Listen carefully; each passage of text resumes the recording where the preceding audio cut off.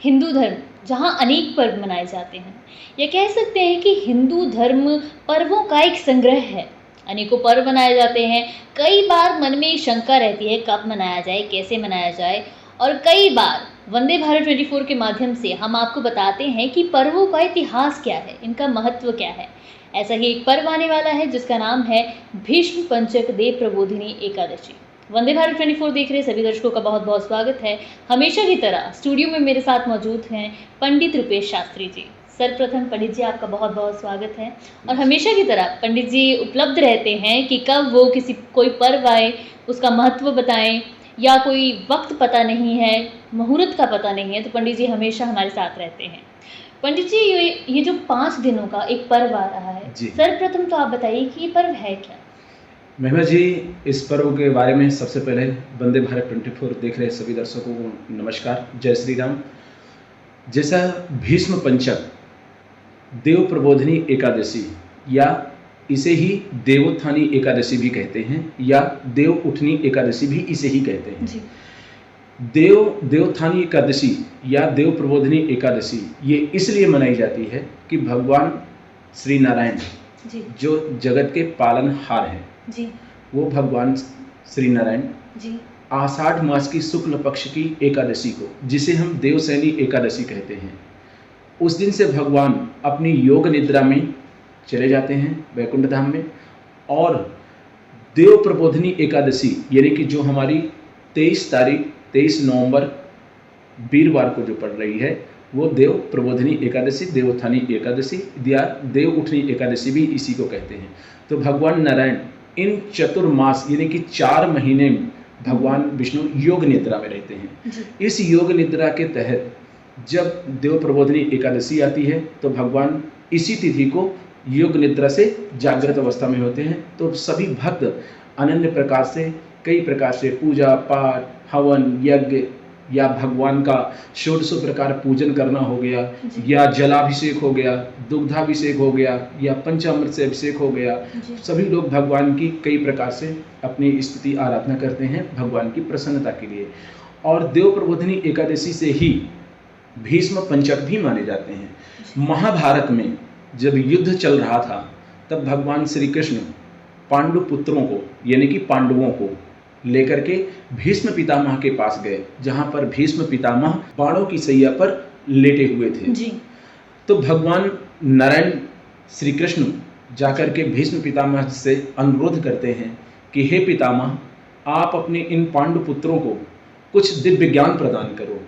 तो भीष्म पितामह इन्हीं 5 दिनों में यानी कि देव प्रबोधिनी एकादशी यानी कि इस एकादशी से लेकर के कार्तिक की पूर्णिमा तक यानी कि 5 दिन हो गए।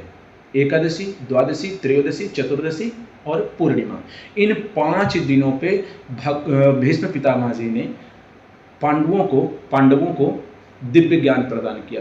राजधर्म के बारे में प्रदान किया, वर्ण धर्म के बारे में उन्होंने ज्ञान प्रदान किया, और मोक्ष धर्म के बारे में उन्होंने ज्ञान प्रदान किया।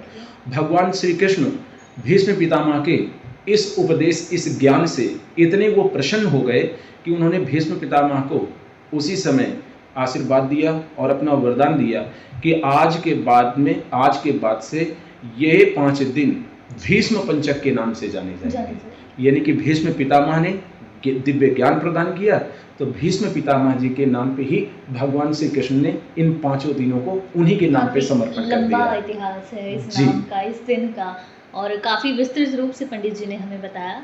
पंडित जी, इन दिनों का महत्व क्या है? इन दिनों में महिमा जी, जैसे अपनी एक दीपावली अपनी निकल के गई है जी।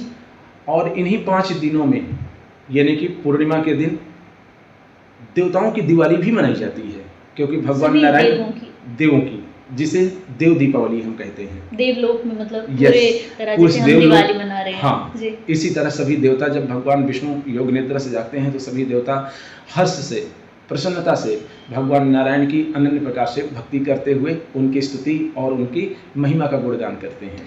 तो वो तो देवलोक में हो रहा है, हम यहाँ धरती पे हैं। तो मतलब अगर ये 5 दिन है, इन 5 दिनों का जो पर्व एक मनाया जा रहा है, तो हमें क्या क्या चीज़ें करनी चाहिए, क्या क्या चीज़ें नहीं करनी चाहिए? इन दिनों में जो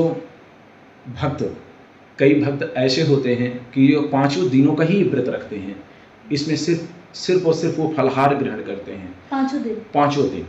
वो खाना पीना वो कुछ भी नहीं करते हैं, सिर्फ फलाहार लेते हैं। और जलाहार। फल, दुग्ध, दही या कंदमूल, आंवला इत्यादि का वो भक्षण करते हैं और सात्विक चीज़ों का आहार ग्रहण करते हैं। ठीक। इसमें तामसिक कोई भी भोजन इत्यादि नहीं करते हैं। जी। इस व्रत में कई लोग होते हैं जो अन्न इत्यादि का पूर्ण रूप से परित्याग ही कर देते हैं। तो इसलिए भगवान की आराधना करने से या भक्ति करने से या उनका व्रत करने से या उनका पूजन करने से या गरीबों को इत्यादि को दान देने इत्यादि से भगवान नारायण अति प्रसन्न होते हैं। इस दिन की अगर मुख्य रूप से मैं पूछूं आपको, जी, पूजा किस प्रकार की जानी चाहिए?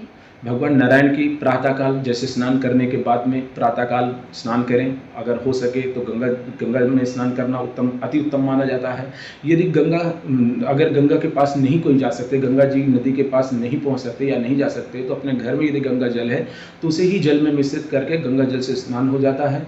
दिव्य स्नान करने के बाद में भगवान नारायण का शंख और घंटा ध्वनि के साथ में भगवान को जागृतो भव, भगवान नारायण को ऐसे जागृत करते हैं।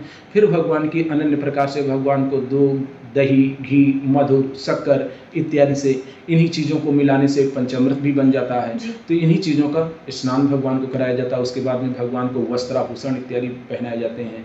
और जो भक्तों को धन इत्यादि की कामना होती है वो अपने भक्त उसी प्रकार से भगवान नारायण को, तो पीला कपड़ा हो गया या पीला अनाज या जैसे चने की दाल हो गई या आंवला का फल हो गया, कंदमूल हो गया इत्यादि, या भगवान नारायण को तुलसी दल सबसे प्रिय है। भगवान नारायण को यदि तुलसी दल अर्पण नहीं किया गया तो भगवान की पूजा निष्फल मानी जाती है, अधूरी मानी जाती है।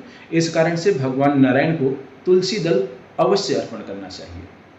बहुत बहुत शुक्रिया पंडित जी, आपने इन दिनों का महत्व, क्या इतिहास है, क्या करना चाहिए, क्या नहीं करना चाहिए, पूजा किस प्रकार करनी चाहिए, जो सबसे ज़्यादा ज़रूरी है मुझे लगता है, यस, वो बहुत अच्छी तरह से आपने हमें बताया है। बहुत बहुत शुक्रिया आपका। और हमेशा की तरह पंडित जी हमारे साथ बने रहते हैं। आने वाले पर्वों में भी पंडित जी हमारी सहायता करेंगे ये जानने के लिए कौन सा सही मुहूर्त है, क्या करना चाहिए, क्या इतिहास है। देखते रहिए वंदे भारत 24। मैं महिमा आपके साथ।